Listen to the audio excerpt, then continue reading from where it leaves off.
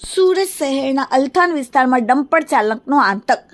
L&T અધિકારી જયેશ બોરસેને મોતને ઘાટ ઉતારનાર dumper ચાલકની ધરપકડ. ડમ્પર ચાલક રામ નરેશ યાદવની પોલીસે ધરપકડ કરી. L&T અધિકારી જયેશ બોરસે પોતાના નિવાસસ્થાનમાં ગોળાદરાથી L&T કંપનીમાં જઈ રહ્યો હતો. તે દરમિયાન અલથાણ શ્યામ મંદિર પાસે પૂરપાટ ઝડપે આવી રહેલા ડમ્પર ચાલકે અડફેટમાં લીધો હતો. L&T અધિકારીનું ઘટના સ્થળે જ મોત થયું હતું. અલથાણ પોલીસે ડમ્પર ચાલકની ધરપકડ કરીને કાયદેસરની કાર્યવાહી કરી.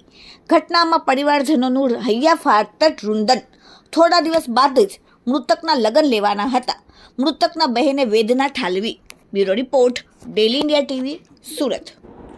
આજ રોજ જયેશ રાજેન્દ્ર બોરસે ઉંમર વર્ષ 28 પોતાની two wheeler Activa GJ5 LT 4060 પોતાની નોકરી ખાતે જતો હતો.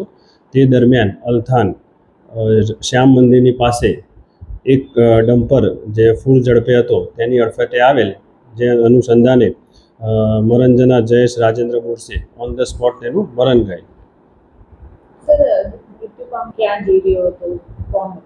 એ પોતે પોતાના નિવાસ સ્થાનેથી L&T કંપની છે હજીરા ખાતે આવેલ, ત્યાં જતો હતો. જયેશ રાજેન્દ્ર બોરસે છે, ઉંમર વર્ષ 28 છે અને પોતે ડિઝાઇનર એન્જિનિયરિંગનું કામ કરે છે. ટ્રક ચાલક કોણ છે, ક્યાંથી ક્યાં જઈ રહ્યો હતો? ટ્રક ચાલકનું નામ રામ નરેશ રાજેન્દ્ર યાદવ છે, ઉંમર વર્ષ 32 છે. તે ખંજરોલી ખાતેથી કપચી ભરીને અલથાણ ખાડી પાસે જઈ રહેલ હતો.